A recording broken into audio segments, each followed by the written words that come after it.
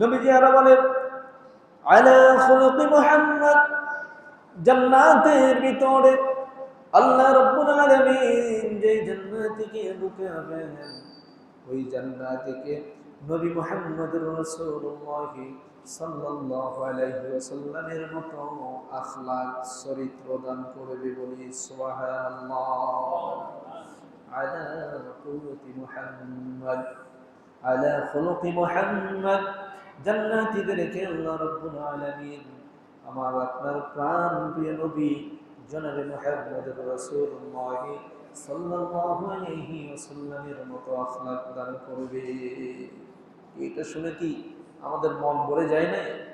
নবীজির মতো আখলাক পৃথিবীর জমিনে আর কোনো মানুষের ছিল? এত সুন্দর মনের মানুষ এই পৃথিবীতে আর ছিল না। তো আল্লাহ তাআলা বলে, আমি আমার জান্নাতীদেরকে আমার মুহাম্মদের মতো আখলাক দান করব। সুবহানাল্লাহ। নবীজি আরো ডাক দিয়ে বললেন, কুওয়াতু দুনিয়াহু রাজুল, জান্নাতি যে মানুষটা জান্নাতে যাবে, আল্লাহ রাব্বুল আলামিন দুনিয়ার 100 পুরুষের শক্তি একটা জান্নাতীর শরীরে দান করবে।